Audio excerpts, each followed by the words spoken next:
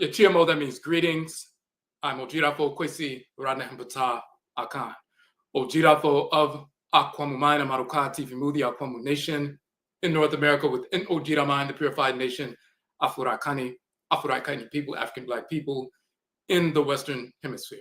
So tonight we just want to go over an introduction to our institution. Our enrollment period is open now for our NIMDEESEM, which is our Bachelor of Arts in Philosophy degree program within our institution, AKONGUASUA. We have a 21-week option, a 42-week option. So the focus of our institution, when you obtain your degree in Bachelor of Arts in Philosophy, then you can move immediately into edupreneurship, which is an educational entrepreneur. Now, we did an entire broadcast on the notion of what an edupreneur is. That's a burgeoning field. We're at the forefront of that field, but it's an education entrepreneur.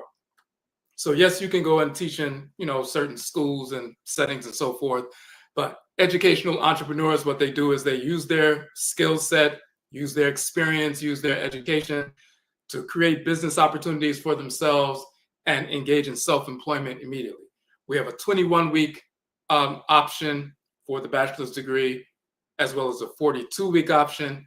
But within the first 2 weeks, you receive your very first certification. We're going to get into that.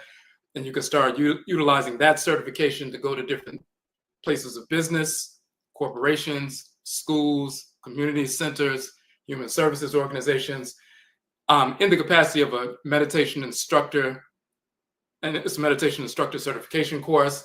And you can conduct meditation sessions with employees. When certain corporations have seminars, workforce development, they're enhancing productivity with their employees, and they have seminars, and they have someone come out for the first 10 or 15 minutes of the day-long seminar, or maybe a half an hour, to engage in a meditative practice, a mindfulness practice. They typically pay between $100 to $300 for someone to come out for about 30 minutes to conduct a session with their employees. Same thing with schools, whether it's elementary schools, high schools, colleges. Same thing with community service organizations, human services organizations like social work, social services organizations and so forth, shelters, people dealing with workforce development, therapeutic interventions. Certain clients have, therapeutic circles where they're overcoming addictions, or they're dealing with, mental health issues, and they have, groups and so forth, weekly or daily. Someone who's running the session may weekly have someone come out to conduct a basic introductory mindfulness session or meditation session so they can get their clients focused on the task at hand and so forth. So we have a number of opportunities for that. Within the first 2 weeks, you get that first certification. So you can take that credential, that certificate, and you can begin to work for yourself, scheduling these, weekly or daily or biweekly or monthly events where you conduct meditation sessions as a certified meditation instructor. But that's just the beginning. So we immediately get you on track to self-employment entrepreneurship, and you can conduct those kinds of sessions, generate your own income as you're completing your 21-week program, or if you choose the 42-week option, you can do the same thing. So let's get into some definitions first. So you see that we call the program NIMDEESEM. That is the term in the Akan language. Nim means knowledge, wisdom, that which is seen or understood. Da means thing, object, deed, or entity. So NIMDEE means things, objects, entities that are known or understood. NIMDEE therefore means wisdom, that which is known or understood. And NIMDEESEM are those affairs or issues dealing with knowledge. So the description, instead of saying a Bachelor of Arts in Philosophy, and philosophy, the love of wisdom and so forth, we use the ancient term NIMDEESEM, the affairs or issues that deal with actual authentic knowledge. Now, on your certificate, on your diploma, it will say Bachelor of Arts in Philosophy. And You will also see that the term NIMDEESEM is there as well, but you will have the same kind of, certificate, diploma, just like any other, program that puts forward these, these degrees. So the first thing I want to draw your attention to is our AKONGUASUA page.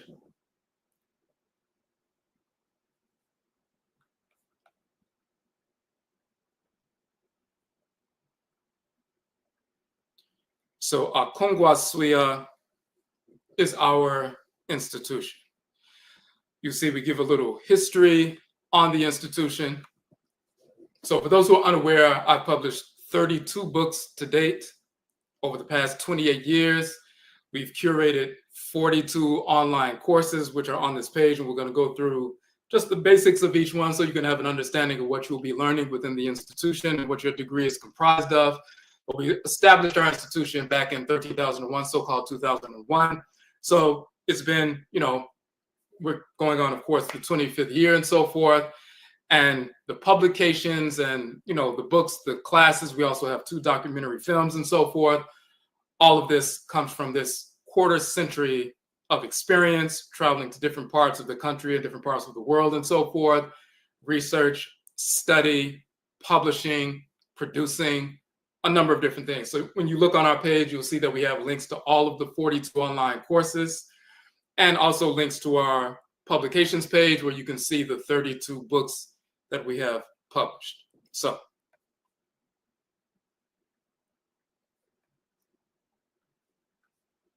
So when you go to this page, we're just going to scroll down. That's just a short little quick true history of that. A couple of the live streams that we did when we talked about the notion of what an edupreneur is, an education entrepreneur. And we also talked some more about, the Bachelor of Arts degree and so forth in one of the live streams we did recently. So on this page, this is an introduction. Before we get to that, I want to just show you, this is a collage of the original flyers for the various 42 different courses. When you scroll down on the AKONGUASUA page, you'll see the original flyers. All of these courses are archived, so they can be accessed for 50% off and so forth. So some people just want to take one course and learn something. But when we're talking about our degree program, typically at major universities, when you look at what comprises a Bachelor of Arts in Philosophy degree, typically it's between 40 and 42 courses. And once you pass those 42 courses, then you are qualified to obtain your degree, Bachelor of Arts in Philosophy. We reached that 42nd course a number of months ago, really at the end of last year into the beginning of the new year and so forth. So this was the time after a quarter century of doing this work to establish our degree program. So we have 42 courses, and all of them are linked on this page. So let's look at the original flyers for each one, just so you can see what we're talking about. So when you scroll down, you'll see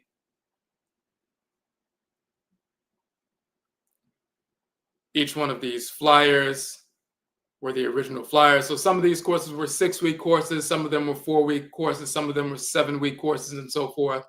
Depending on the subject matter, one of them was a 13-week course and so forth. So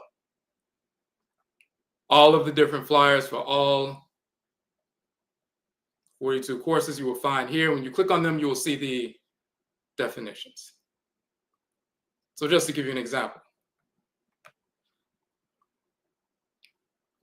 RES is one of the 6-week online courses we had based on one of our books, Kemet, Hina, and Toro, The Black Nation and Divinity. And as you see here, in the language of ancient Kemet, so-called Egypt, the ancient Black civilization, our ancestral civilization of Egypt, Kemet, as well as Khanate, Nubia, you see the term Res means the south. It also means the root, the origin, and it also represents the people from the root people, the people from the beginning. This is the etymological origin of the term race. Race is not a social construct. Race was not created by the whites and their offspring. We have the term res and its cosmological foundation going back thousands of years before the whites and their offspring existed on Earth. So in this course, it was a 6-week course. It's called Race, the Etymology, Biology, Cosmology, and Divinity of Race. So we show the entire cosmological foundation tied to linguistics, tied to our ritual practices and so forth, and our culture, about how we properly understood what race actually is and how it's tied to our divinity, our identity, our biology, and culture, and so forth. So that was just one of the 42 courses. We have an identity crisis to a certain extent in our community. People are trying to figure out who they are. They make up false identities. We're fed false identities. Some of our people want to be American. Some of our people want to pretend that they're Native Americans. Some of our people want to be Asiatic. Some of our people want to be Moors. Some of our people want to be Hebrews. All of these fictitious false identities because we don't understand who we actually are. When you understand who you are, you can make proper decisions. You can build institutions. You can educate your people. You can put forward educational opportunities, entrepreneurship opportunities, and so forth. You can't have a nation building program when you don't know the fundamentals of who you actually are. So this is just one of those, contributions to that understanding. So let's go a little bit further down. So when you scroll through, you'll see the various 42 courses. And we're going to touch on each one of them just to give you a sense of what you'll be learning. But if you go to a Bachelor of Arts program in a European institution, they're going to take you through Greek pseudo-philosophy, Roman philosophy, some aspect of Hindu philosophy. They'll touch on some Chinese philosophy and so forth. Philosophical formulations that are inaccurate, that don't fit us, that are not based in reality. Many concepts that the Greeks and Romans and Hindus and so forth stole from ancient Khanid and Kemet, Nubian Egypt and so forth, and corrupted into these pseudo-philosophical ideals. This is what you will learn if you go and study, philosophy at a Western, university. When we talk about philosophy, or more properly, NIMDEESEM, the affairs or issues of authentic knowledge of reality, then you get accurate information that you can apply to yourself in your everyday life to improve your condition and the condition of our people, inclusive of holistic health. So, but before we go to that, let me just touch on real quickly.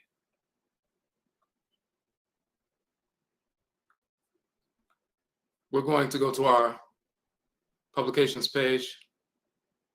Nhoma is the Akan term for book or publication. So on this page on our website, you will see the front covers of all 32 of the books that I've published to date. And the ebook versions of the 32 books are free downloads. So when you scroll through, you will see that, and we're going to touch on a number of these books because many of them, or all of them, are inclusive at some point in, the 42 different courses. So as you scroll down, you'll see that, when you see the front cover, for example, we talked about earlier the Black Nation and Divinity book, or even the Rekit. Well, let's look at the Black Nation and Divinity real quick.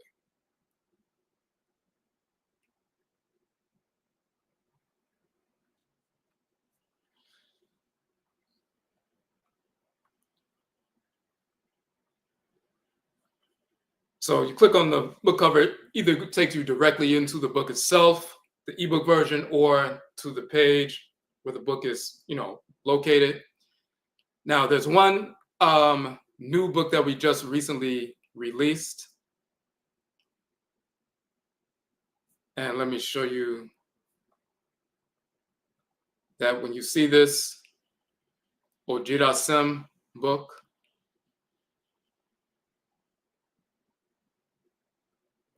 And let me grab that right. So this is the book we just released a few months ago. It's Odwirafo True Historical Anthology.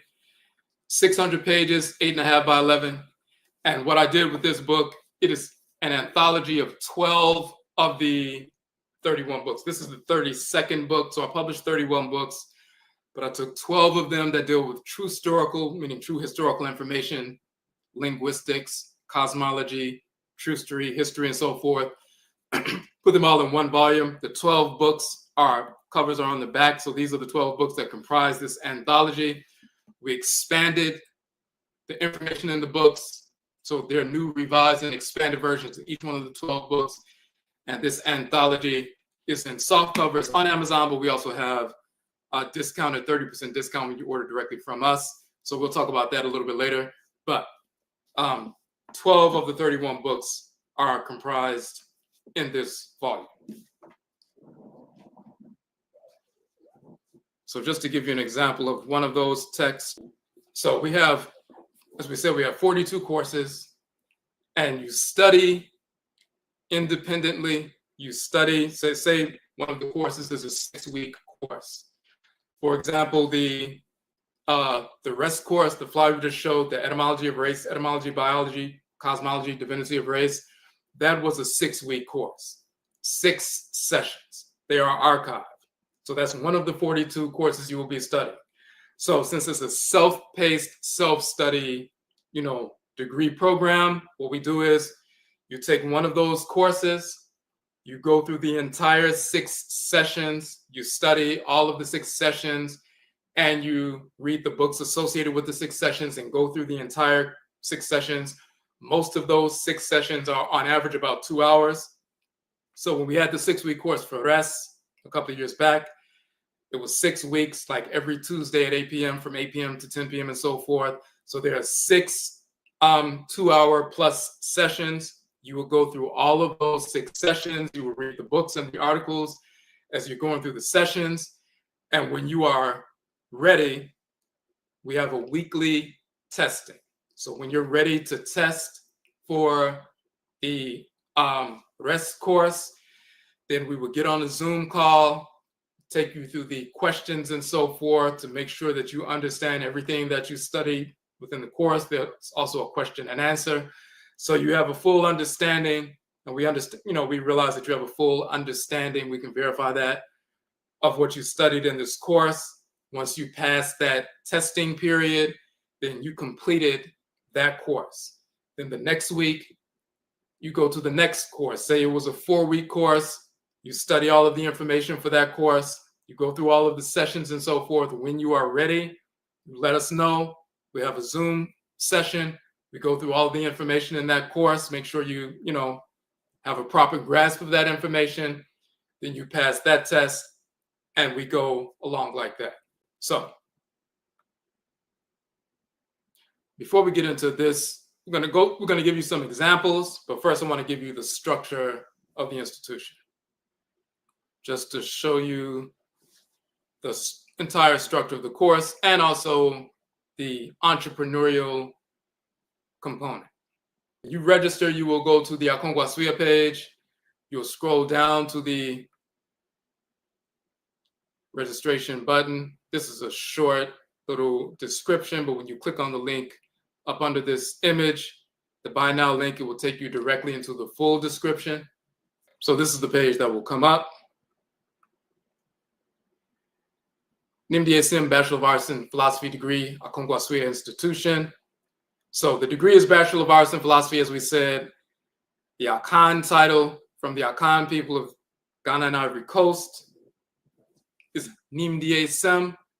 The Akan language is derived from the language of ancient Kanit and Kemet, so you'll find the same terms with the same meanings across cultures for thousands of years. So we start off with a basic trustery. We established AKONGUASUA as an institution, as we said, in 13,001, so-called 2001. And when we say the years beginning with 13,000, as you will learn in this course, within one of the first courses, the character Jesus is a fictional character who never existed. We show how Jesus never existed, Yeshua, Muhammad, Allah, Yahweh, Buddha, Brahman, these various fictional characters who were manufactured by the white snarl spring to enslave our people mentally and spiritually. So we debunk them, show how they were manufactured, what deities from ancient Kemet, what goddesses and gods, names and titles were stolen to manufacture these fictional cartoon characters. So since there was no character named Jesus, black or white or any other in any form whatsoever, nothing happened 2,000 years ago. So this is not 2025. We're in the midst of an astronomical cycle. It takes the Earth 26,000 years to go through its precessional cycle astronomically. And that's the position of the Earth with regards to the sun, as well as the pole with regard to the stars and so forth. It moves in a spiral cycle fashion. It takes 26,000 years for the Earth to make that full revolution with regard to the polar movements and so forth.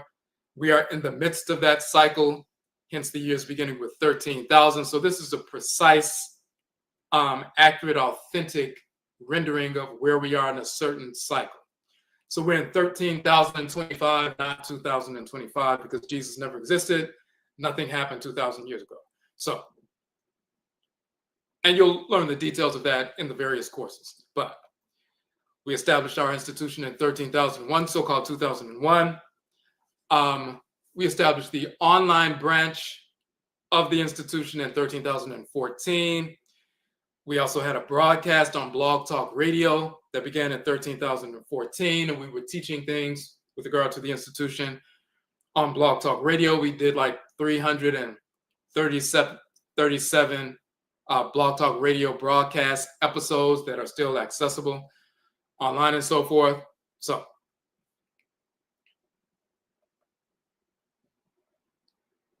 we talk about the 42 courses that reflect the 42 assessors of Ma'at, which is a sacred cycle and number in ancient Kemet. There's 42 Sepatu, or administrative divisions of the culture and country and nation of ancient Kemet.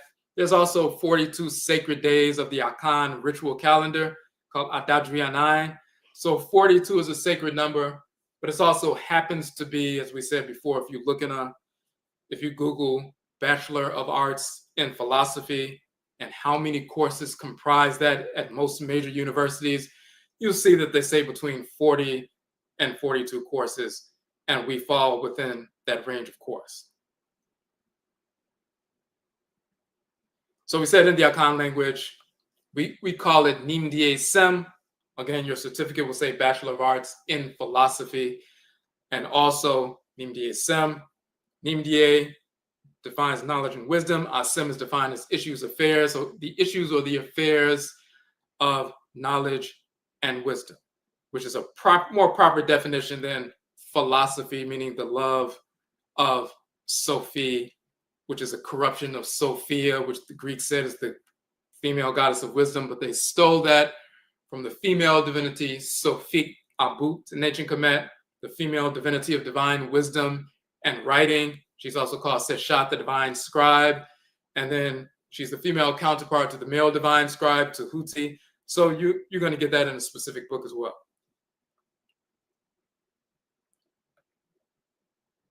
So we say the degree program is a maximum of 42 weeks. We say you study each course on your own, then we have a weekly test, including a question and answer session for any, information you need to become clear on and so forth, gain clarity on the Zoom platform. Now, some people will prefer to not just do one test per week, they will prefer to do 2 tests per week. Now let's look at that. Okay, for example, say you studied the rest course. It's a 6-session course. It was 6 weeks, so it's 6 2-hour sessions. You went through all of the 2-hour sessions. You listened to them more than once. You read the books associated with the course. You studied those books and so forth. You became, fully abreast of the information. And you contacted us and we did the test on the Zoom platform, went through the test and so forth. You cleared that. And you cleared that particular test. You could do that 1 week, and then next week, maybe you decided you were ready for the next course.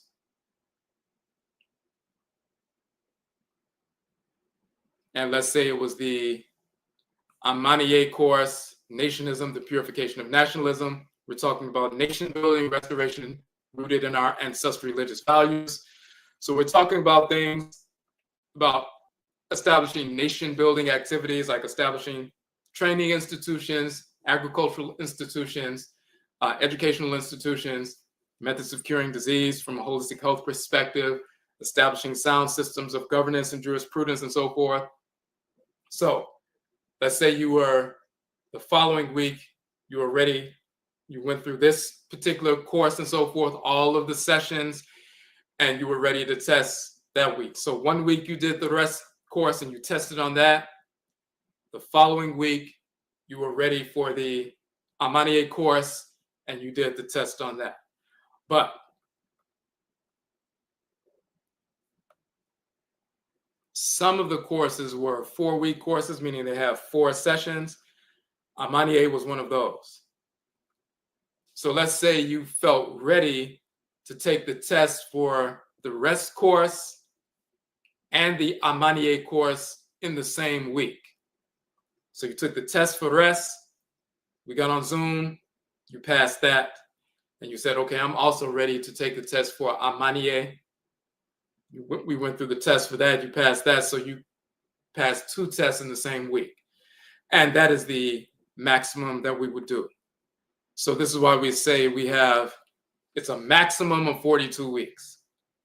So you can test for 1 course per week for 42 weeks, or if you prefer, if you're ready, you may say, I want to test on 2 courses per week. And instead of going for 42 weeks, you're cutting it in half and you'll complete the program within 21 weeks. We won't test more than 2 courses in a week. So if you took the rest course and you took the Amaniye course and you went through all the information and you tested for both of them, then you can complete 2 tests, and now you can go the next week, you can complete 2 more courses, the next week, 2 more courses. So the maximum we would do is 2 courses per week. That amounts to a 21-week program. So you can complete all 42 courses in 21 weeks, or you could just test 1 class or course per week and go through the 42 weeks. Now you may go in between. You may do some weeks, you may do 2 courses. Some weeks you'll do 1 course, and you'll be in the middle. Say you finish the degree program in 30 weeks. But the maximum is 42 weeks. We're not going to have people stretching this out for years and years. Once you're ready to start, then you can move in a conscientious fashion. So 42 weeks is the maximum, but the minimum is 21 weeks. The maximum as far as length is 42 weeks. The minimum as far as length is 21 weeks. We're not going to have somebody saying, I'm ready to test out for 10 classes in a week, because that's not fair to you. You don't want to try to cram information and so forth. You want to get a great understanding of this. We say with the NIMDEESEM Bachelor of Arts and Philosophy degree through AKONGUASUA, you'll be credentialed to teach, just as someone does with a degree in philosophy or history from any college or university. This includes hosting your own sessions at schools, community centers, places of employment, etc. Moreover, various organizations, businesses, schools, human services agencies, etc., have speakers come out for Black History Month, Juneteenth, Kwanzaa, commemorative observances, study groups, holistic health organizations, Black-owned businesses like bookstores, homeschool networks, and so forth. They typically will pay speakers who have some sort of credential. So when you have a credential, you can go to these various organizations. Some people will go to, a school, college, and so forth, and teach a course or a session, once a week. For example, when we talked about the SUSU, the meditation instructor certification, or you'll go to every month, there's usually some kind of event. They need speakers. Hey, who do you know for example, employees, they have a committee. Hey, this is Black History Month. Who do you know who has a degree in philosophy, culture from an African-centered or Afro-Akani perspective? We have money set aside in the budget to bring some cultural individual out to speak. They have that budget set aside every year, whether it's for Black History Month or Juneteenth or Kwanzaa or some commemorative event like a Martin Luther King holiday and so forth, or whatever it is. These organizations, corporations have money set aside for people to come out. They typically do not know who to look for. All they need is someone with a credential, someone with a certification, someone with a degree. So when they have the funding source that's asking, who did you pay? Who did you cut this check to?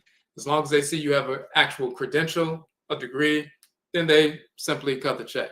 If it's just something word of mouth, some corporations will go ahead and let someone bring somebody in that they know by word of mouth, like, oh, this is a good guy, or this is a good woman to teach. But most funding sources, they need to see some evidence that this person has some kind of credential that qualifies them to stand in front of their employees and speak.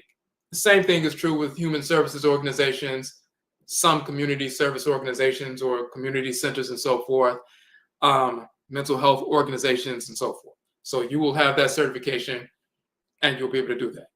Now, on this page, and we'll touch on some of this a little bit later as well, we talk about what an edupreneur is. Educational entrepreneur. An edupreneur is someone who creates a positive value shift with the specific economic resource of learning. That's one definition. An edupreneur or education entrepreneur markets their expertise and skills to public or private schools, colleges, and universities, or for-profit and non-profit organizations using a learning platform. These professionals are educators who share their knowledge. They are also entrepreneurs because they sell their knowledge often through pay-to-access systems. Edupreneurs consider education to be an economic resource because it impacts the perceived and actual success of educated individuals. In today's society, the importance of education permeates most career paths. For example, many industries require a certain level of education for their employees. So we have a list here, entrepreneurship paid opportunities available with Bachelor of Arts in Philosophy, NIMDEESEM degree. So I give some true story behind what we have done over the past decade plus, having spent over a decade in the field of behavioral health and working with community organizations before I became a full-time entrepreneur. We've identified multiple opportunities within human services agencies and organizations, cultural institutions, schools, and more to serve the community and be compensated from funds already set aside for that purpose.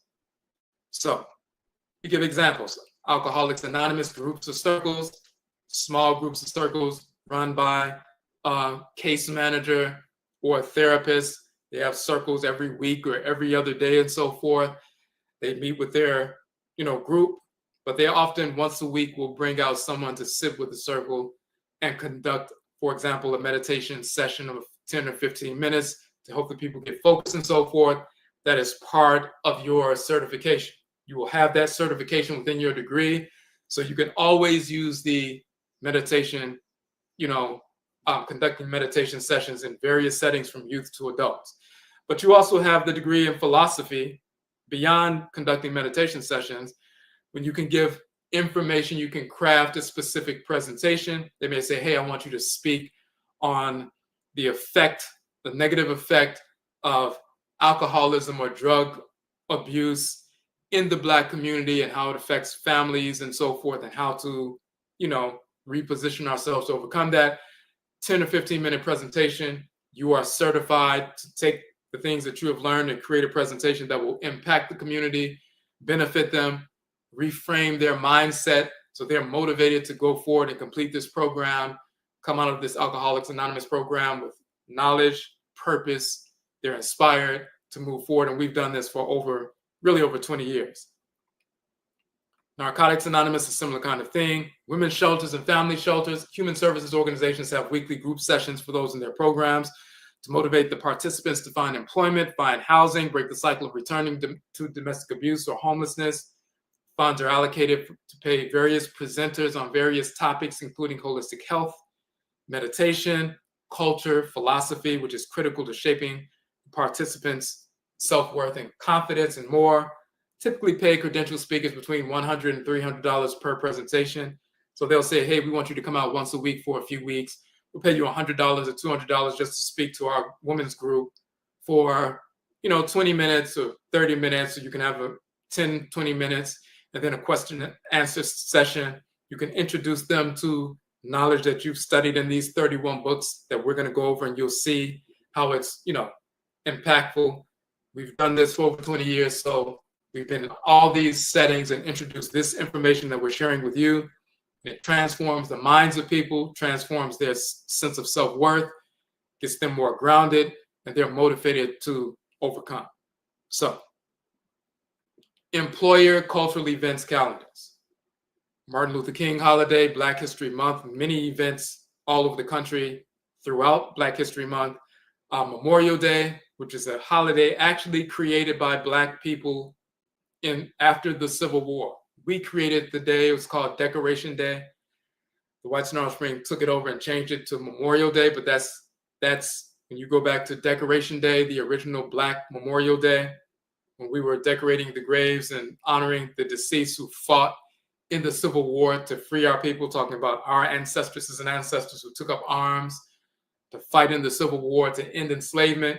We were honoring them with that Memorial Day and so forth. That's a teachable moment there. You can talk about the Black history, true story of Memorial Day. That presentation can be a 15 or 20-minute presentation. Most people don't know about that, even though it's getting more press, like in New York Times and Washington Post and different major periodicals are starting to talk about the Black origin of Memorial Day. But every Memorial Day, you have opportunities to do a presentation, get a few $100s and so forth.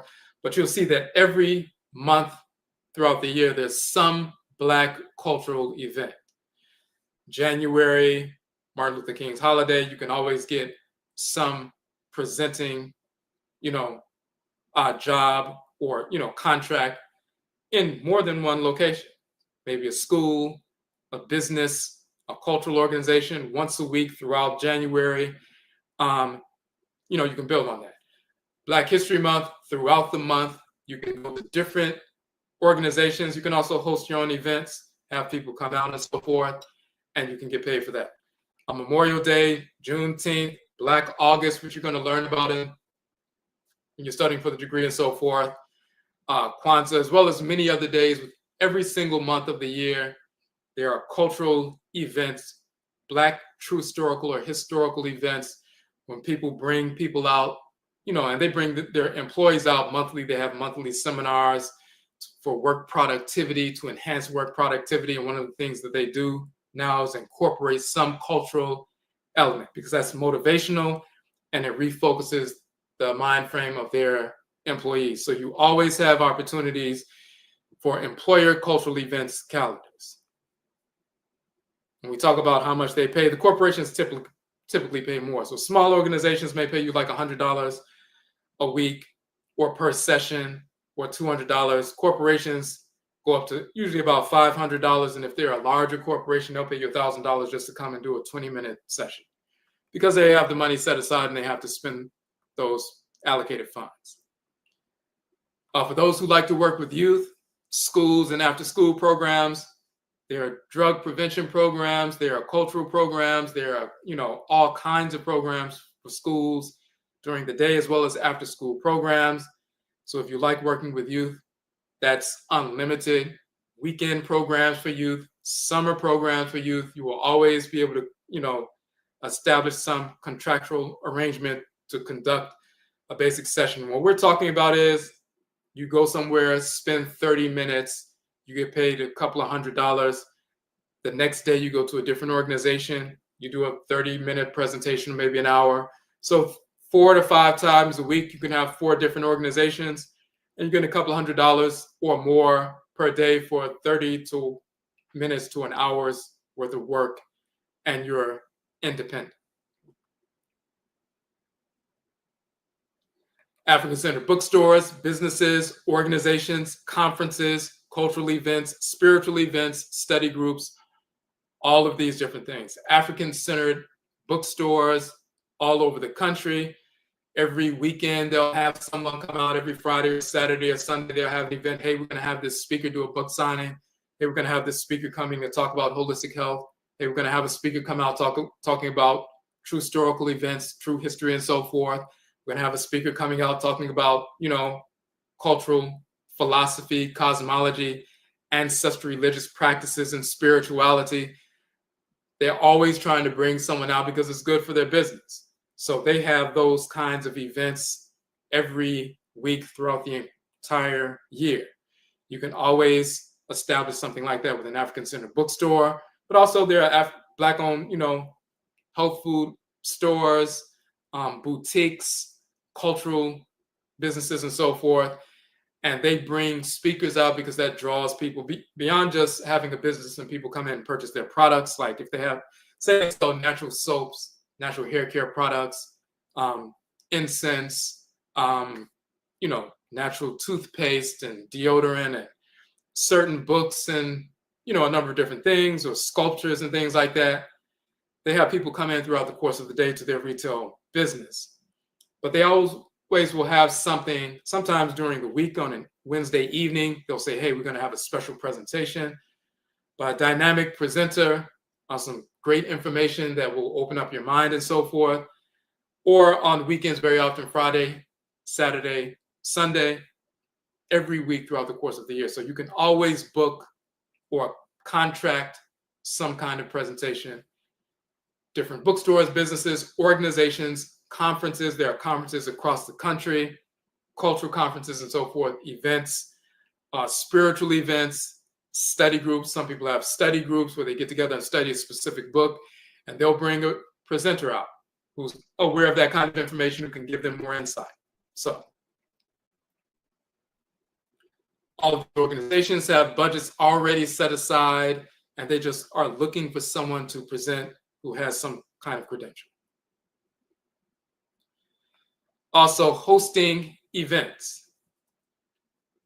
You can also pay, we say $50 to $100 to rent out a community meeting room, a conference space to host your own event. You can be the sole presenter, bring people out, say we're going to talk about the origin of the fictional characters, Jesus and Muhammad and Allah and Yahweh and so forth. That's a topic that many people are interested in and so forth.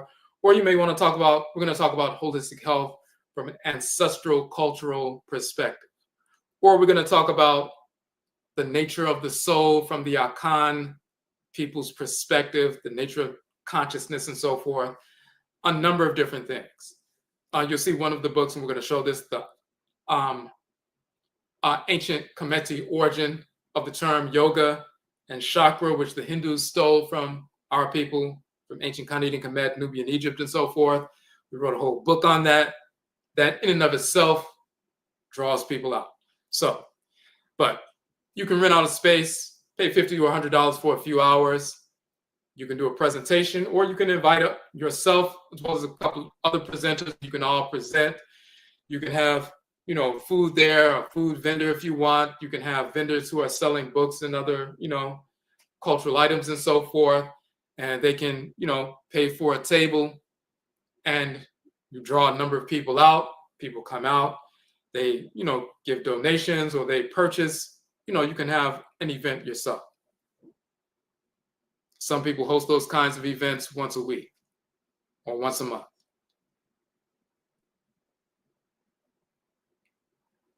So as you can see, when you go through the details and so forth, you'll see that our major focal point is not only for you to receive a degree. Some people have, degree programs, and it's cultural, and they have a cultural institution, and they have a bachelor's degree and so forth, and people receive that degree and they have some knowledge, but then it's sort of, well, they just say, well, I have a degree now. Our focus is to immediately put you on the path to begin to generate income. You don't wait 21 weeks before you can generate income. Within the first 2 weeks, after the first 2 tests, you'll have a meditation instructor certification credential. and you'll be able to go out and test or conduct business immediately. So let's look at that one first.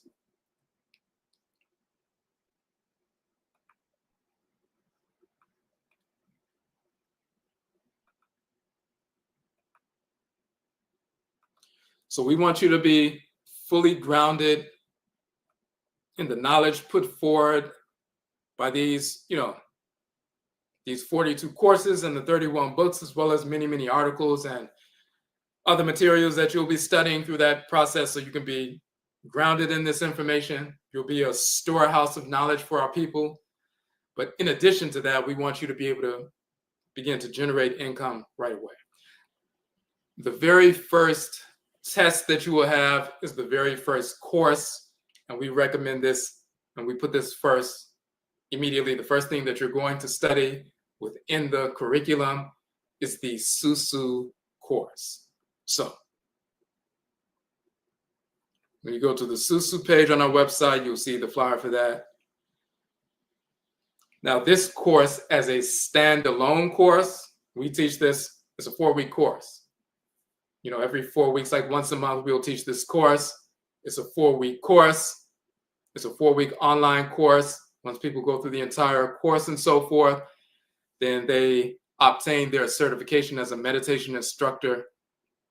They're certified and they can take that, credential and begin to, generate income for themselves while impacting the community. So you'll see the flyer here. SUSU is the ancient, and you'll see the scribe here. His name is Amenhotep, the son of Hapu. He lived over 3,300 years ago in ancient Kemet. You see him in the common meditative posture and so forth.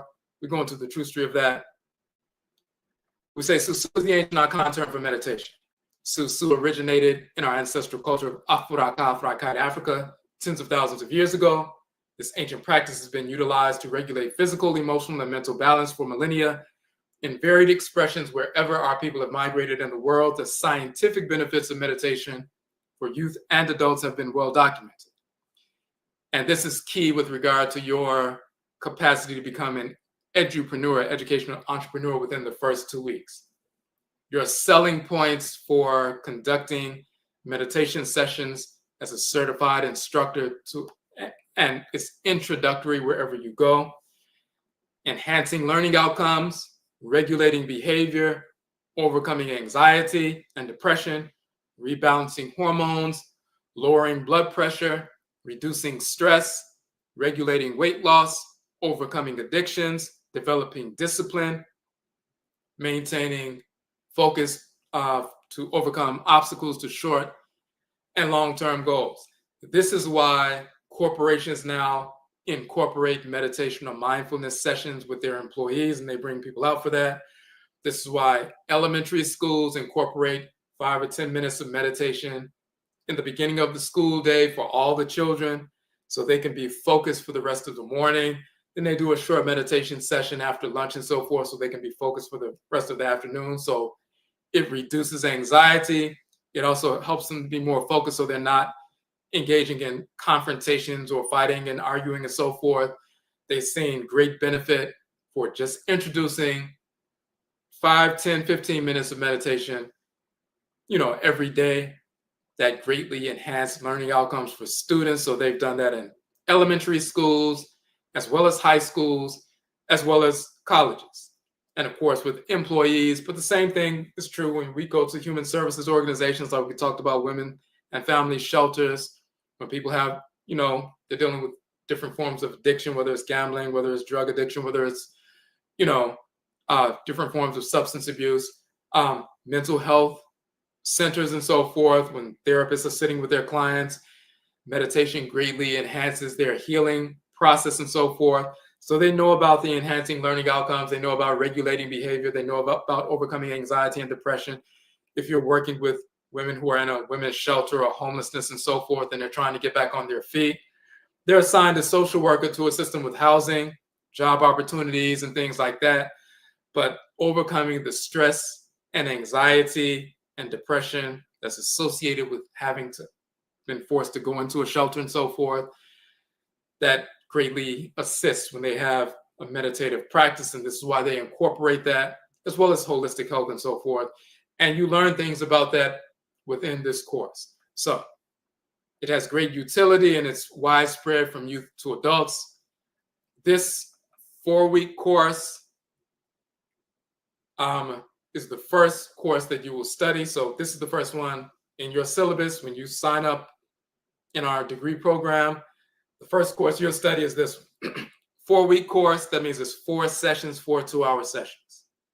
Some of them are 90 minutes, but in general, 2-hour sessions. You'll study all of them, self-study, self-paced.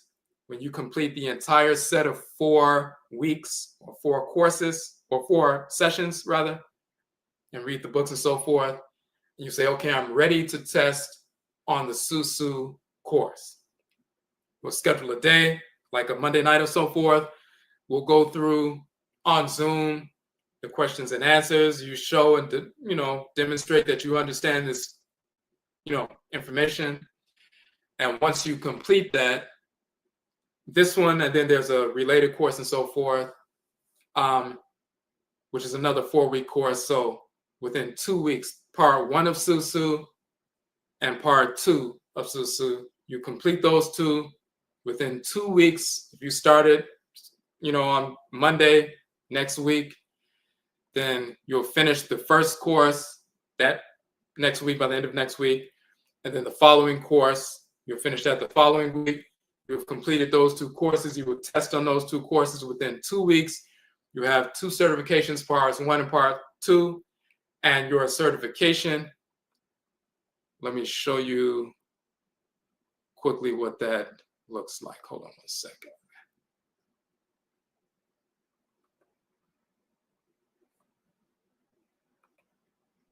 I just want you to get a sense of what you will receive. So when we say you won't have to wait 21 weeks or 42 weeks to receive your degree before you can begin to generate income, we want you to start generating income immediately. And while you're studying, you can start that process. So it says, having successfully completed our SUSU Meditation Instructor Certification course, you have thereby earned the title of Odwirafo Instructor and so forth. We give the date, shows the institution and all of that. So within the first 2 weeks, you'll have this certification. And you can take that credential and say, I'm a certified meditation instructor. I can go to schools, whether it's, young people, K through, 8, or high schools, or colleges, or corporations for employees, human services organizations, cultural events, whatever it is. You are certified, just like any other person who's certified, to conduct meditation sessions on an introductory basis, which most people, that's what they're looking for, something introductory that focuses on holistic health, reducing stress, anxiety, enhancing learning outcomes, and enhancing work productivity. Those are the major areas.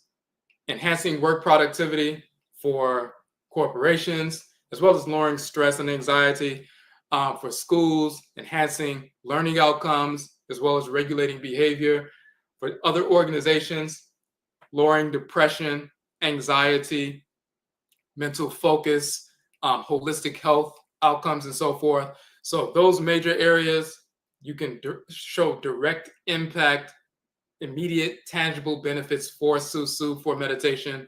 They see the immediate benefits and they see it's well worth them paying you $100 to help their employees or their clients, achieve a higher state of mental and physical wellness and soundness. So it's wide open from that point. So within the first 2 weeks, you have that certification. You can start generating money right away and perpetually while you're continuing to study for the remainder of your 21-week program or your 42-week program, or if you're in between, like the 30-week process, that's what you will have. I want to show some of the information in some of the books, just so you'll see that some of the information that you will be studying, and it's information that other people don't have. So again, someone else has a bachelor's degree in philosophy, they won't have the information that you have. The well-researched information you have, that's totally different than what they learned about Greek philosophy, which is not applicable today. It wasn't applicable during the time of ancient, quote unquote, ancient Greece. Certainly not applicable now, but Afro-African or African philosophy is.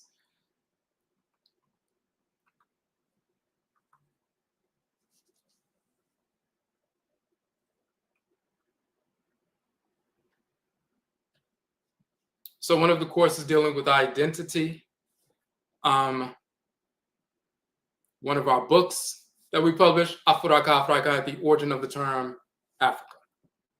Now let's look at that.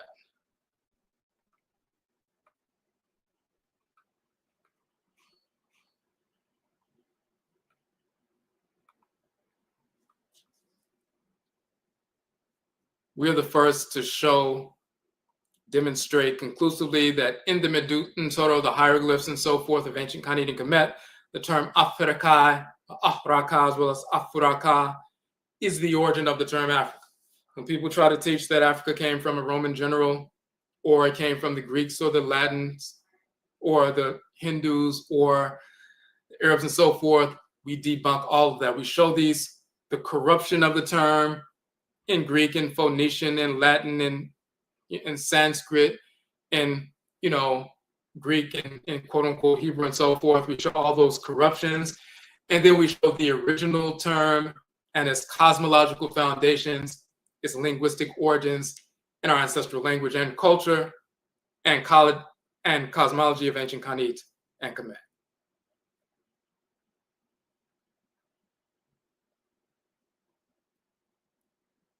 So, for example, we show that the term Ka not only means soul, but it also means land, a highland above the banks of the Nile and so forth, Ka or Kai. We show the Meduten Toro, the hieroglyphs for that. And by the way, two of the courses that you will be studying is Meduten Toro Part 1, which was a 6-week course, and Meduten Toro Part 2. That's learning how to read and write the language of ancient Kanit and Kemet, learning how to read and write the hieroglyphs. So you have a basic fundamental understanding of the language of ancient Kemet and learning how to read and write these symbols, and then showing the connection and the identity of that ancient language to the languages of West and Central and South Africa today. So it's a continuous practice, language, culture, and so forth.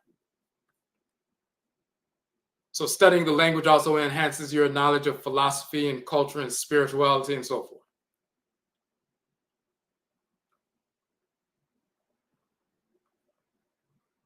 So we're not going to get too far into it, but one of the major title, most ancient title of the creator of the universe is Ra in ancient Kemet. The creatress of the universe is Ra'et. So the god Ra, the Untoro, Ra, and the Untoro, the goddess Ra'et. Ra and Ra are the creator and creatress of the universe. When they move through matter, they take on the titles Af, Ra, or Afura, and Afuraet. When Ra takes on the sacred form or symbol of the flat-horned ram, he's called Afu Ra, or Ra moving through the Afu, Ra moving through the earth, like the solar energy penetrating earth and warming up the earth and going into the quote-unquote underworld and so forth. The spirit of Ra, when it penetrates the earth and so forth and moves within the earth, it becomes Afu Ra, and that's his title. And Ra'et is called Afu Ra'et.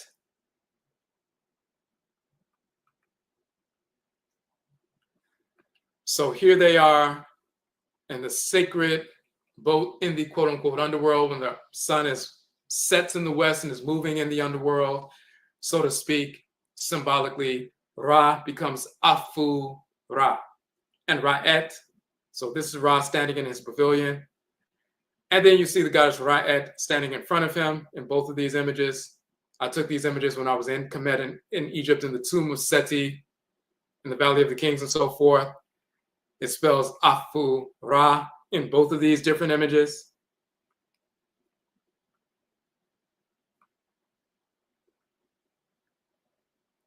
So we just simply show that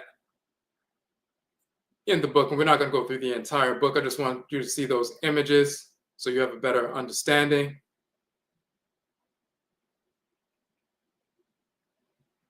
Let me go back up real quick.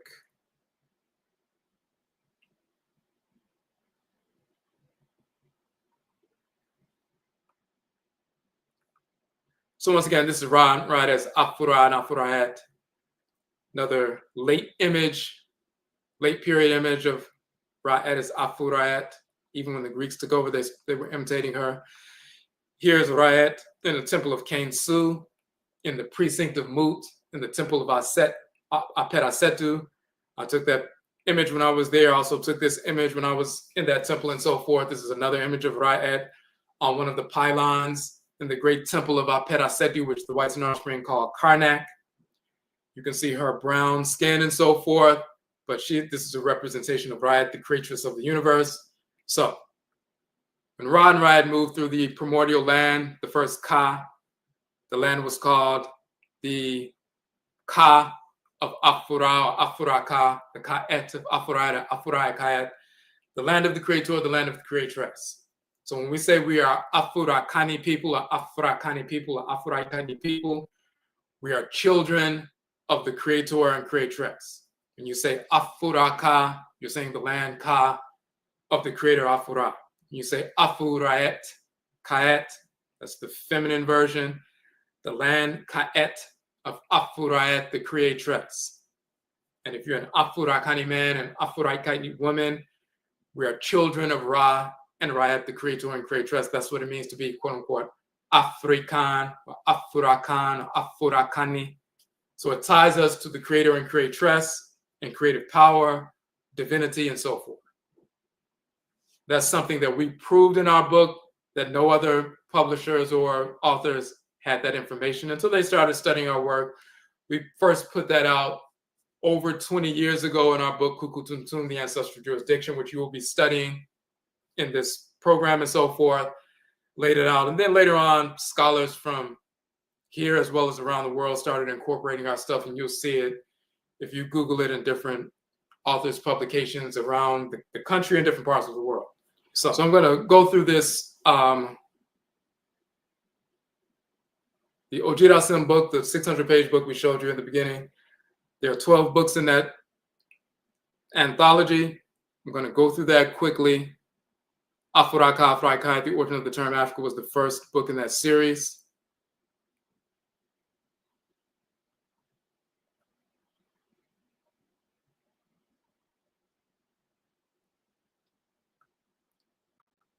The next book in the series is Kukutuntun, the Ancestral Jurisdiction.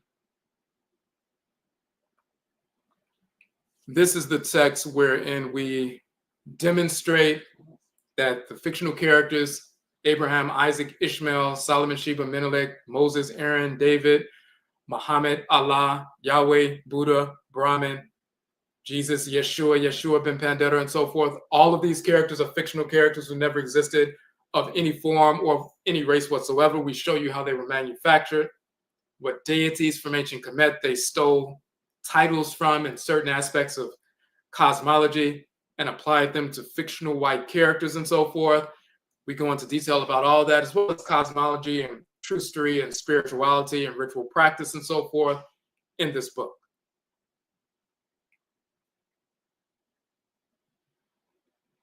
This is one of the books that you'll be studying that's incorporated in a number of different courses within the 42-week process.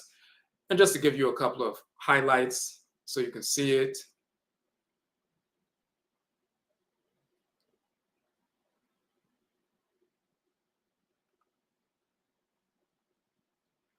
So this is the deity Khensu, also called Khensu Nefer Hetep Heru, the son of the great god whose name is Amen and so forth. So Khensu was corrupted into Khensu by the whites in Orange Spring, and Yesu in Hebrew, Yesu, Yeshua, Yeshu, Yesu, Yeshua, and so forth. Khensu became Jesus in Greek, and Jesus in Jesus in English and so forth, Jesus in Spanish. So this is a corruption, the white corruption, the fictional white character who never existed. Kensu is a spiritual force that animates the moon. So the moon, as you see it right now, the masculine force animating the moon right now, one of those divinities is Kensu. There's a form of Heru, son of Alsar and Alset.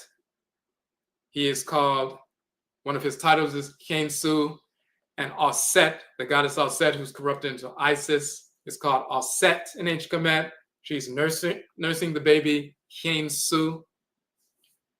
One of her titles is Merit. So Merit is nursing Kensu that was corrupted into Merit or Mary, nursing Kensu, so Jesus, or Yeshu, or Yeshua, Jesus, and so forth. When you look at the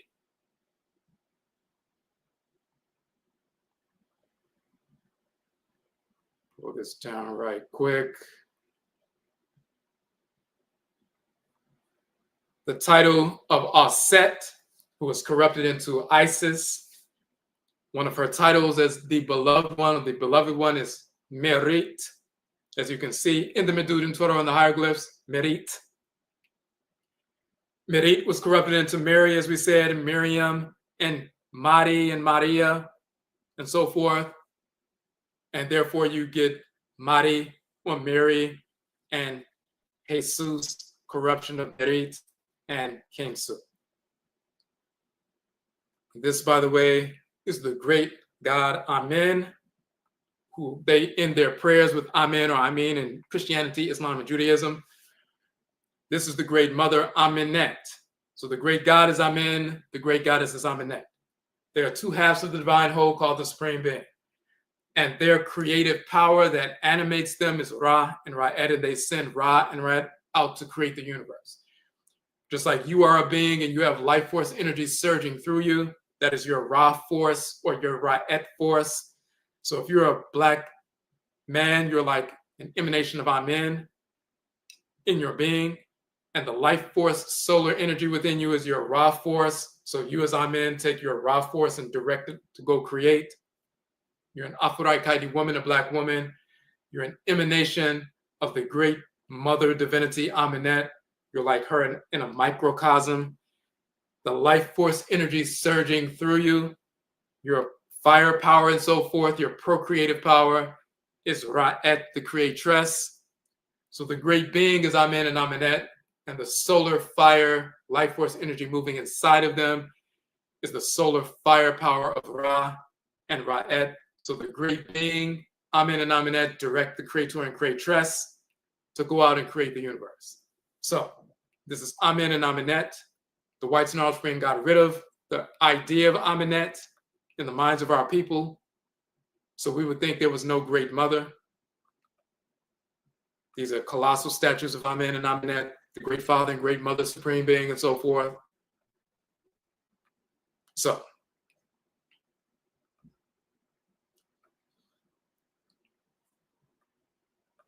we show the great god Ptah corrupted into the fictional character Buddha. We explain that in detail. We show the twin male divinities of the Nile River, the spiritual force animating the Nile River. In the south, he's called Hapreset or Mu Hapreset, the waters Mu of Hapreset, the southern Nile. Hapmet is Hap of the north. He's the masculine spirit force animating the northern Nile. Mu Hapmet is the waters Mu of Hapmet, the northern Nile. Muhammad was corrupted into Muhammad, and they said that was a white Arab who invaded Kemet and so forth, and other lands and took over and brought Islam and all of that. We exposed the fraud of all of that. So that's just a sampling of what's in that particular text. But when you look at that text, you'll see that that's one of the texts that we use in different courses when you're studying and so forth. So you'll learn about all of that information. Give you another example in our book, the Okra Complex, the Soul of Akonfo. That's one of we have an entire 6-week course on that, and it talks about the term Akra and Okra, the masculine and feminine term for soul, the divinity that governs the head region. So there's a spiritual force in your head region that in our ancestral culture, all across the continent of Africa and Africa, we talk about the soul.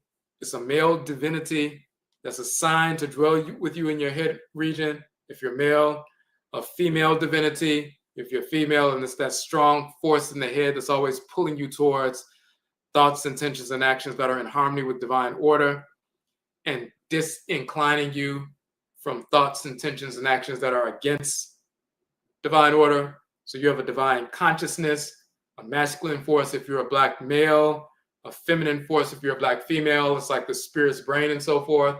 So your divine consciousness that's directly connected to the consciousness of the Supreme Being.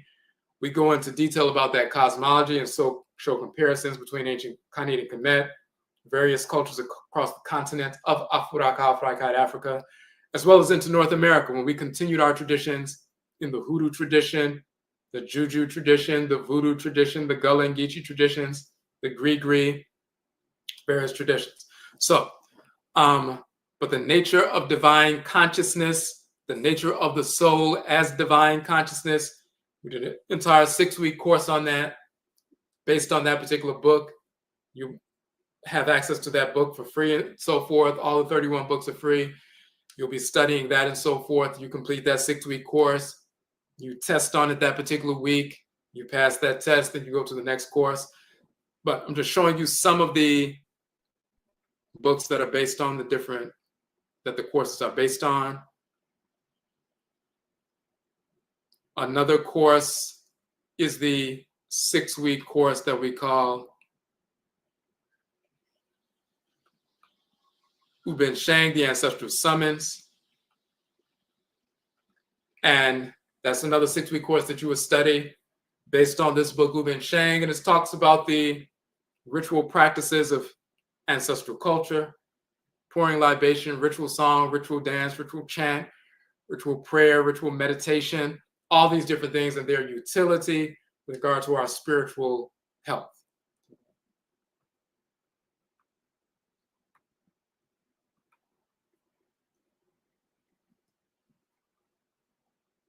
Let's get to another text that we mentioned, a true historical text, but it's also cosmological as well.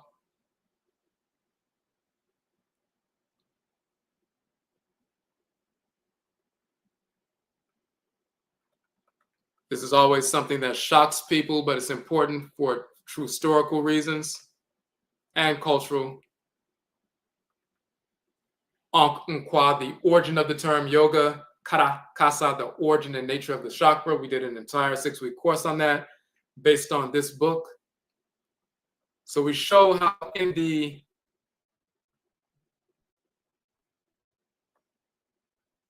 language and culture of ancient Khanate and Kemet, they took the term for Ankh, which is also written and pronounced Yonk and so forth,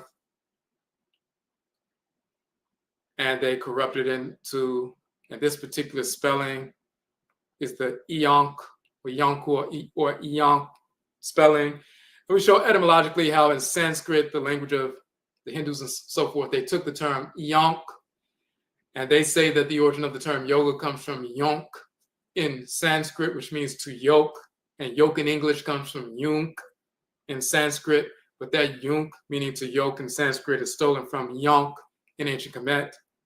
And we actually have the hieroglyph of the Ankh around the neck of the animal in the form of a yoke. It's the Yonk and so forth. The Yonk is also a yoke. So we prove that etymologically and cosmologically in that particular text. And we also show in the second part of the book, and it's a great deal of detail, we show the original meditative postures that you find in quote unquote Hinduism and Buddhism and so forth in the culture of ancient Kemet, when the scribe here is sitting before the sacred spirit animal totem of the divinity of divine wisdom. That seated posture of meditation is common. We also show the other common expressions of that in Kemet. We also show that the term kara was corrupted into kakra or chakra in Sanskrit, stolen directly from ancient Kemet. And the root is kara kara, which means a sacred shrine, energy, space, and we go into detail about that. So yoga and chakra are terms that come from the language and cosmology and culture of our people tens of thousands of years ago, before the White Narrow Spring existed on Earth. Before there was a Hindu walking around on Earth, before there was an Asian, we were already using yonk and kara kara, which was corrupted into yonk or yoke, and kakra or chakra thousands of years later and misappropriated by the White Narrow Spring.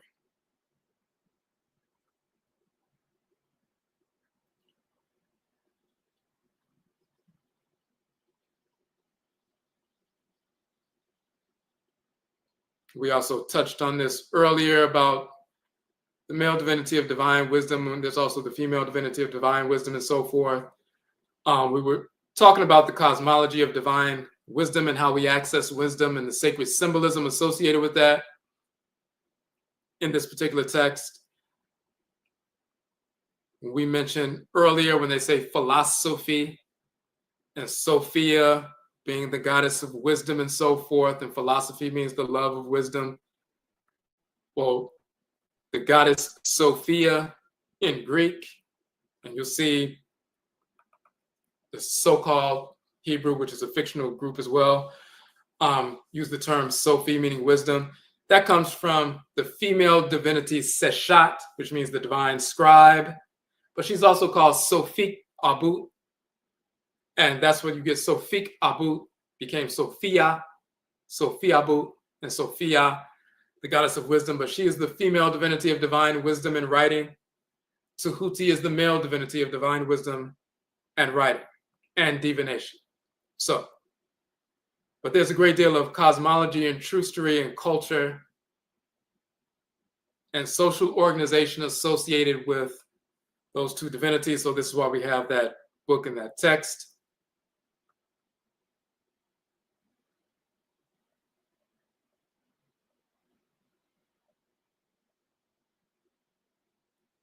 We also have one of the other 12 books in this anthology that you will be studying. It's the book called Rekit Hinasperet, the etymology and cosmology of the terms religion and spirit. And those terms are found in the terms Rekit in ancient Kemet, which became religion, is re-legging or leggi. Leggi came from Reki in ancient Kemet, to rebind or refasten or retie and so forth. And then you also have the term seperet. So we go into detail about that. Another book you can download for free. And we also have the term seperet in ancient Kemet. And we go into detail, of course, about the etymology and cosmology of that as well. So the term religion, the term spirit, where it comes from, what it actually means in comparison to the misinformation put forward by the White Narrow Spring now, and their fake pseudo-religions and so forth.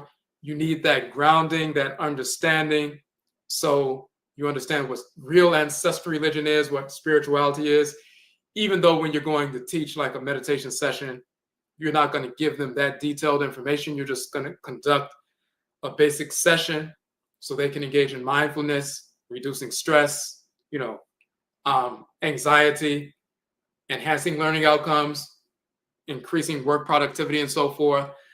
Now, if some people afterwards want more information, they say, hey, where can I learn more about this? Then you can give them that information as well. But most of the time when you go to a place of employment or a social services organization, human services organization, places like that, certain schools, you're giving them information that's introductory, but also has a tangible benefit.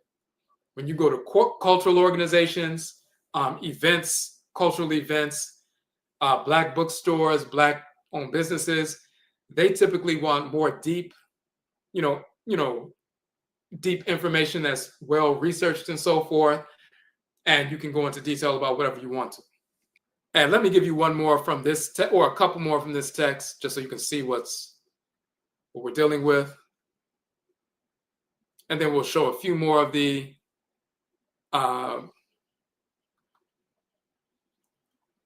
samples of the courses, just so you have a better idea.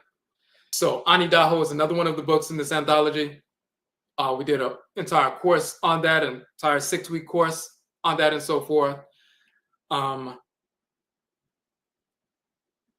This particular book comprised 4 research articles that we combined into one book.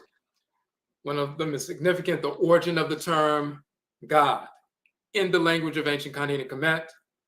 So we actually show you the entire cosmology of the sacred animal totem, which is the sacred Ganga, or Nganga, which is the goose and the gander and so forth, as you can see right here. Nganga is the terminology. So we go into detail about that, and then we show how the term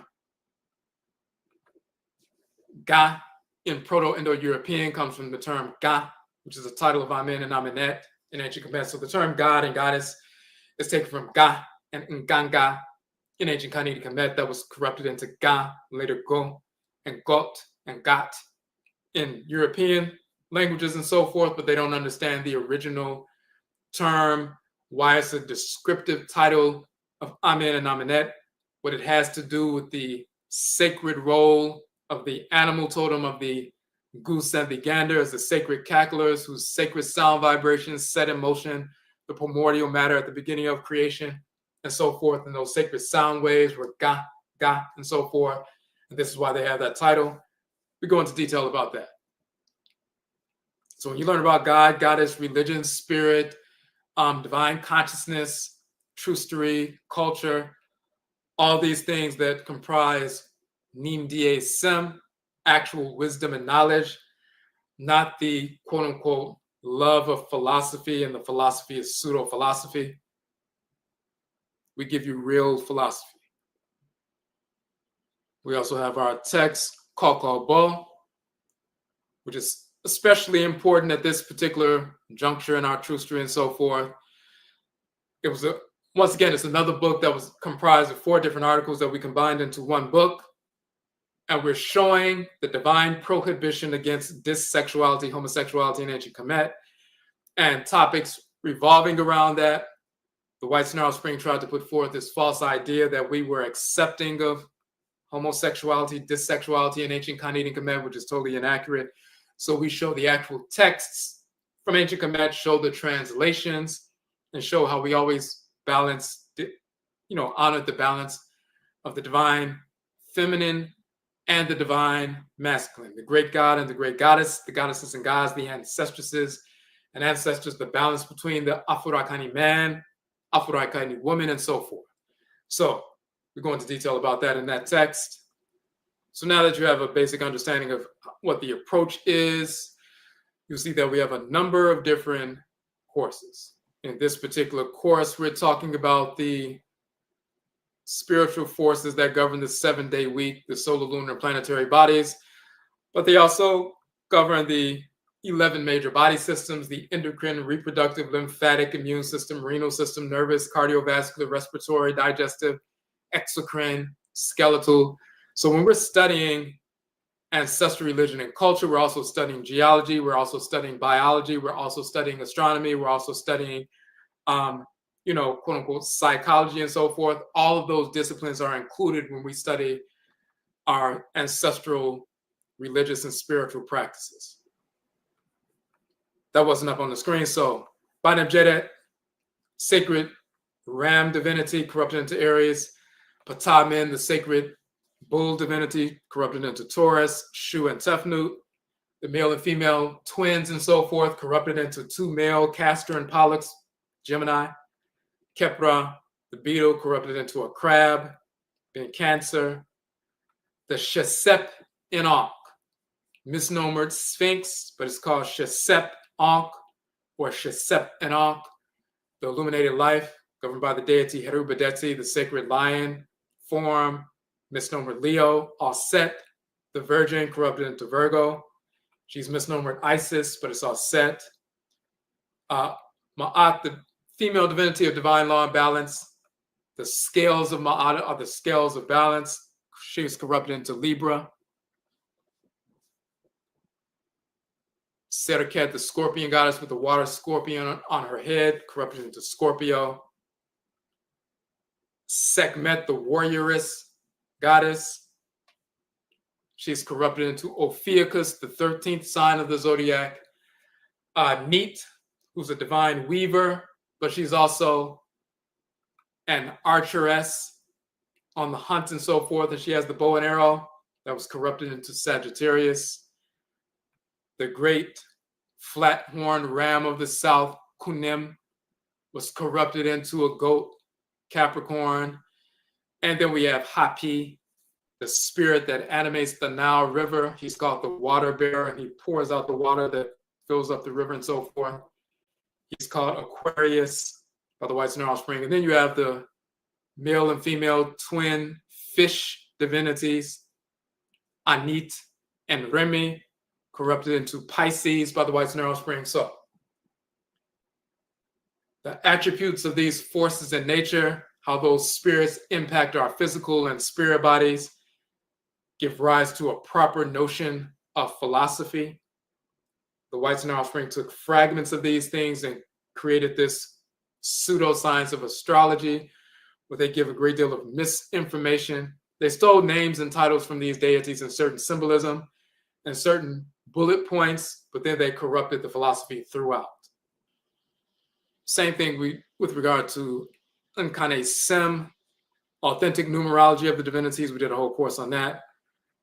We also did true historically, Aperu, the Hebrews never existed, the cosmology of the crossover in Kemet. We're showing here that there was never a group of individuals called ancient Hebrews. There weren't any Black Hebrews, there weren't any white Hebrews, there weren't any Hebrews, period. Aperu is where they corrupted the term Hebrew from and so forth. And we're talking about spiritual, ancestral spirits and so forth. It's the cosmology in ancient Kemet. Talking about Hebrew means to cross over and so forth. They stole that from the cosmology of the crossover of when someone transitions and dies and goes to the ancestral realm, and the entire process whereby one goes to the pristine community of honorable ancestresses and ancestors led by the male deity of divine wisdom, Tahuti, who they corrupted into Moses. So we go into detail about all of that in that course.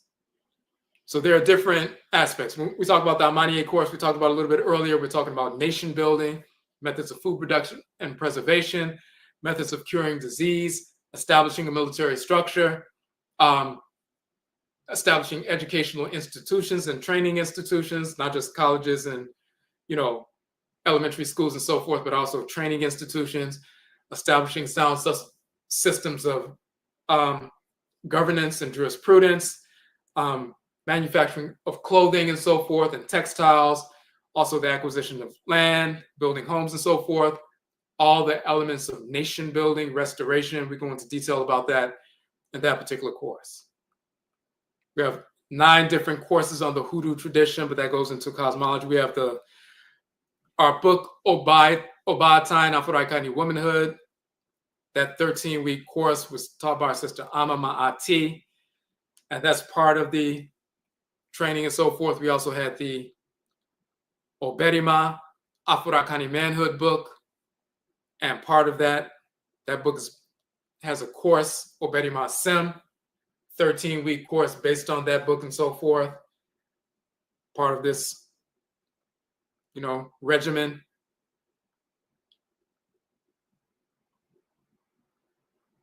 We also had part 2 of, in total, 2 Seneh, parts 1 and part 2. And you see it's called the biospirituality of the goddesses. So when we talk about gods and goddesses, we also are talking about their shrines in the body. So every one of the organs and systems in your body are sacred to certain forces in creation. So when you're studying biology and all your different organs and systems, when you look at creation, there are spiritual organs that make up creation, just like you have physical organs that make up your individual unique creation. And there's a correlation between your physical organs and systems and the forces in nature.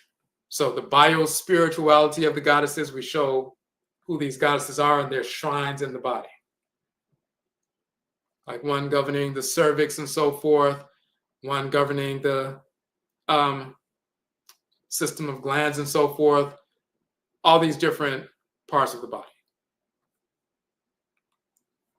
So when you study philosophy, you're also studying biology. You're also studying geology. You're also studying agriculture. You're also studying systems of government.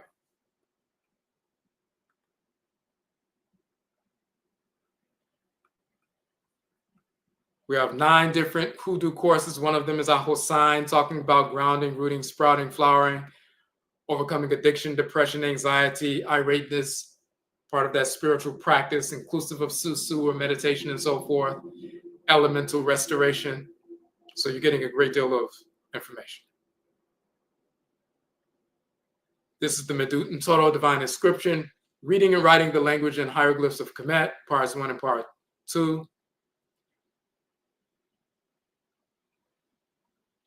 These are some of the hoodoo courses. These are some of the courses dealing with like the Moors. Moor means dead, showing that Moorish philosophy is nonsense. True historical information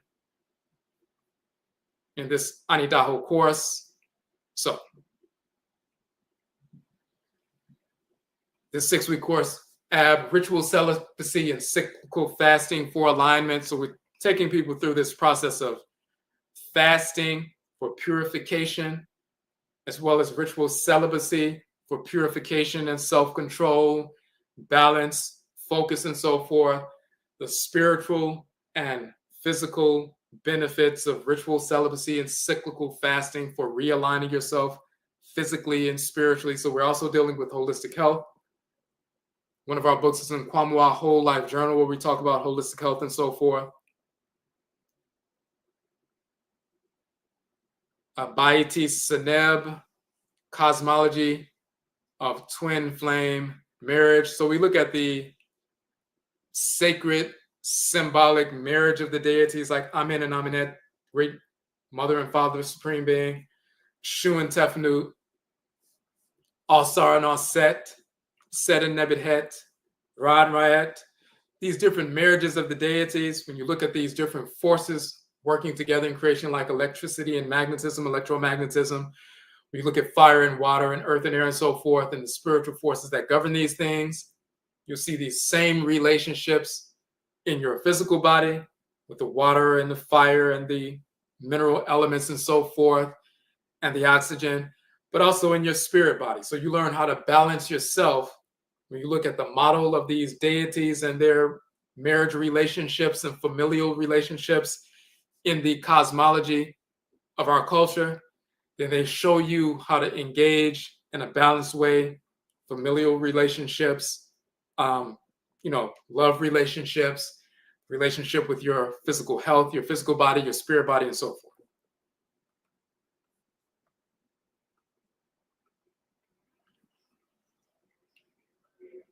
The Honam Su course, 6-week course, the spiritual anatomy.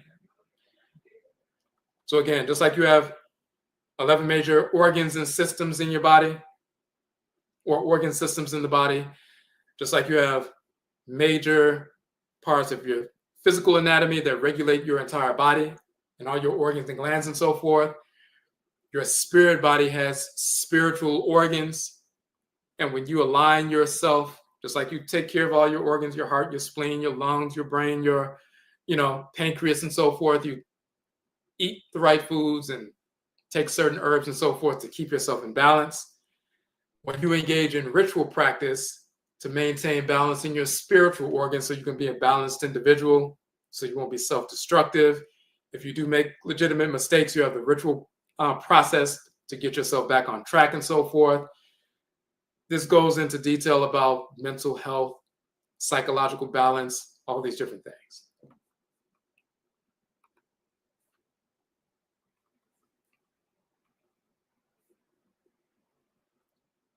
So as you can see, all of these 42 courses, when you go through these courses and so forth,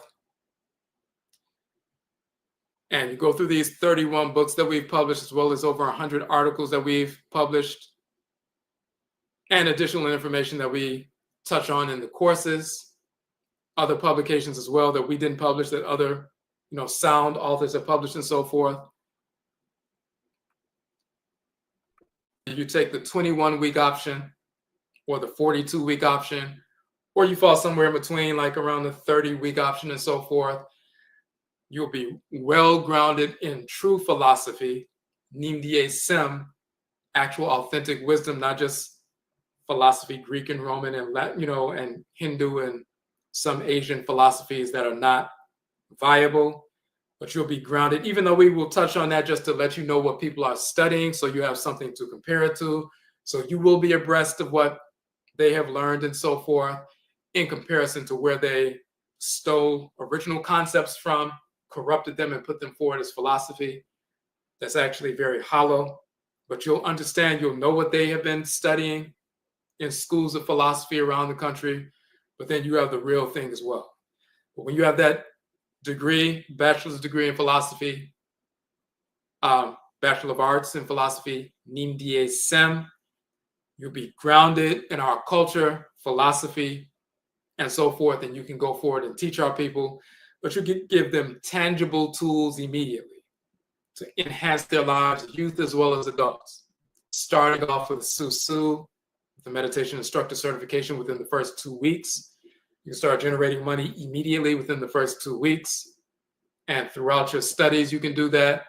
But also when you start teaching higher points of philosophy, when you study all these books and courses, and you're invited to speak at, or you seek out presentations during Black History Month in February, Martin Luther King holiday in January, cultural events at corporations, cultural events throughout the course of the year, African-centered bookstores, Black, homeschool networks, African-centered schools across the country, colleges. Colleges are one source that, Black student unions at major universities and colleges, they will bring out speakers throughout the course of the year to teach about culture and philosophy, because they're learning about misinformation in college about, Greek philosophy, Arab philosophy, and so forth. They want somebody who can come and teach the real thing. So they have money set aside for Black student unions to bring speakers out, whether they're doing book signings or just doing lectures. They pay you to come out. They have the money set aside. They must spend it, so they look for people who they can bring out. They do that throughout the course of the school year. So every single month, you have multiple opportunities at places of employment, organizations, not-for-profit, for-profit, schools, if you're into that, as well as hosting your own events and so forth to generate income and impact the community in a positive capacity. So that is the information I want to share with you tonight. Enrollment is open now. So let me show you about the enrollment process. So you can start at any time. Enrollment is open now. You can start your studies, and when you finish the first 2 courses, you're ready to take your first test on SUSU Part 1, the Meditation Instructor Certification Part 1, and Part 2. Within the first 2 weeks, you get that certification. You can start generating funds, for yourself as an entrepreneur and edupreneur, and you can continue your studies. So you're going to the AKONGUASUA page on the website.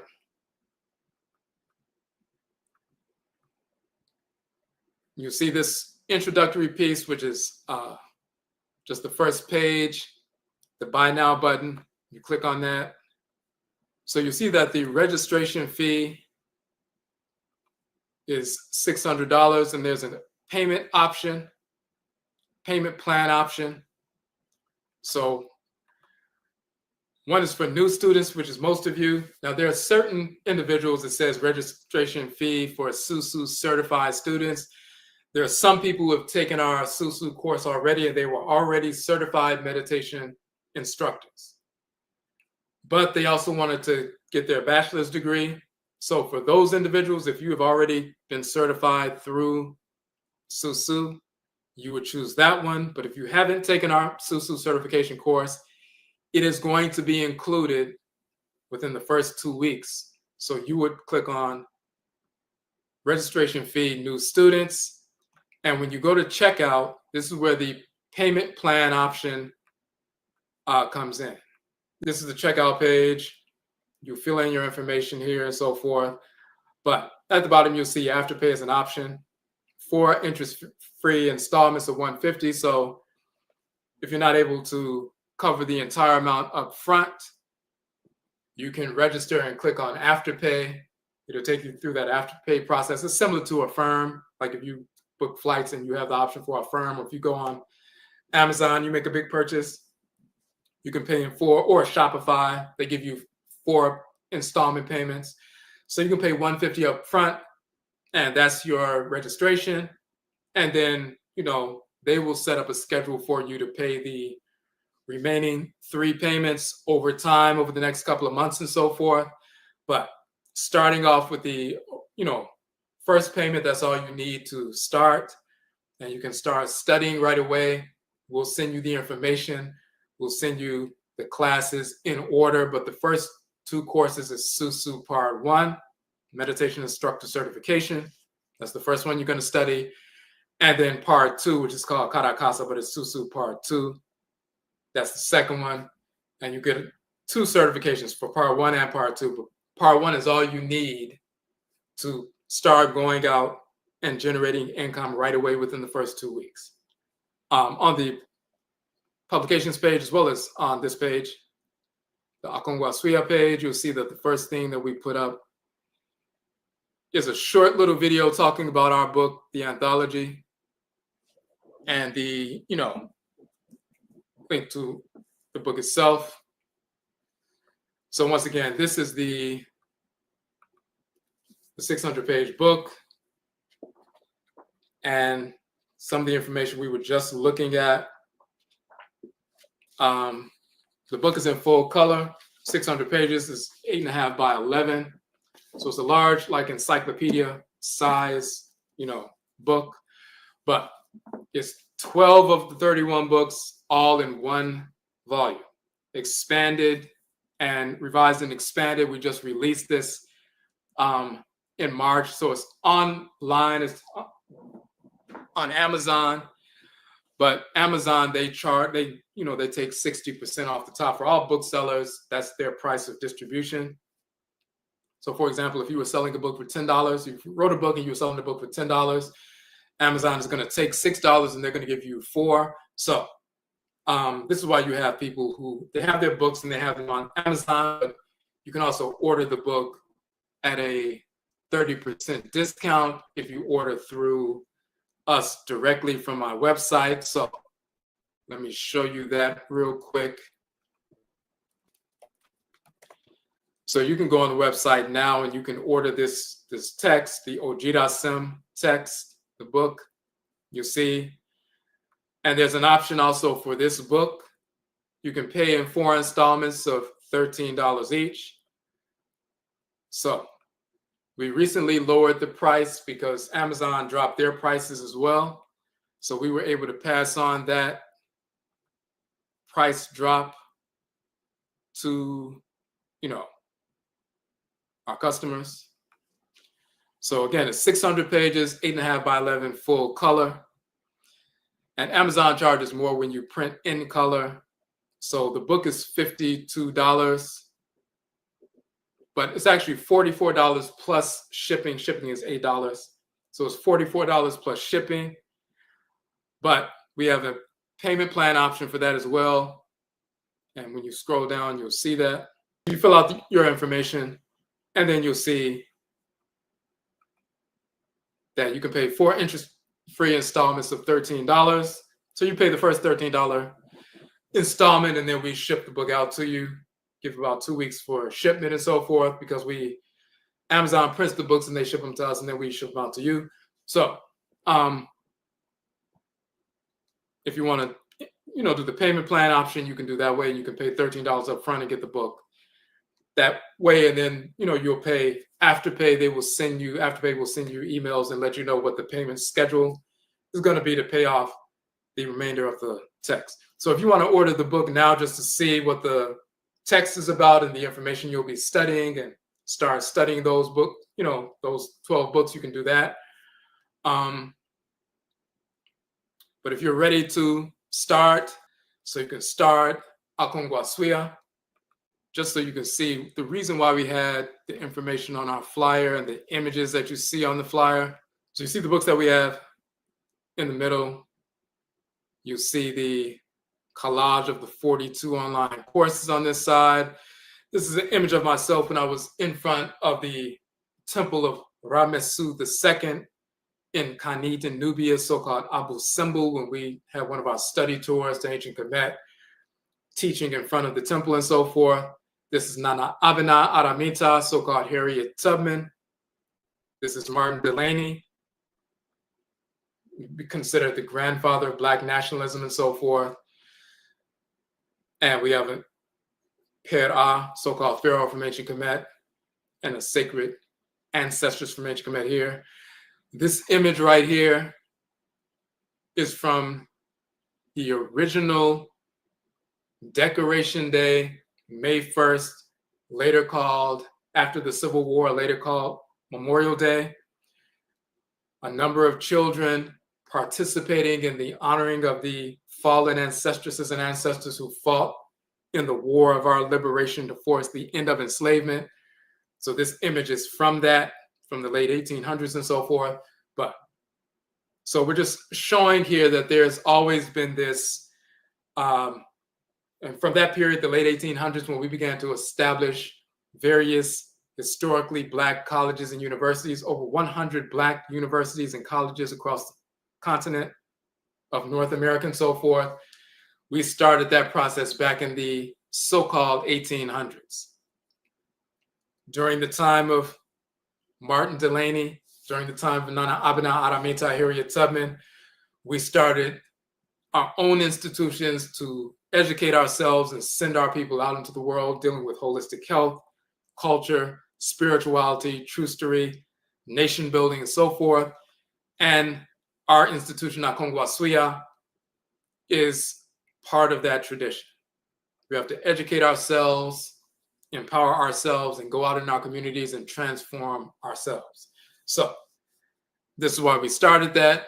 It's been over a quarter of a century of research, publishing 31 books and now 32 with the anthology, curating 42 courses, and all the information that we've gathered over the past 28 plus years and so forth, going into these courses and taking that information over the past decade plus into the field of behavioral health with youth as well as adults, and testing this information and the approaches that we use to convey this information to youth as well as adults, no matter what their station in life is, and seeing the effectiveness of it. This is how this came into being. So if you have any questions, just reach out to us, but you can enroll now and start your process now. Start your process towards that bachelor's degree in philosophy, Bachelor of Arts degree in philosophy, NIMDEESEM, and also your first certification within the first 2 weeks, so you can start as an edupreneur, education entrepreneur right away. So yet I'll say we thank you all for joining in with us. And Yebeshabio, we will meet again, and we look forward to studying with you and handing out these degrees. Yerase.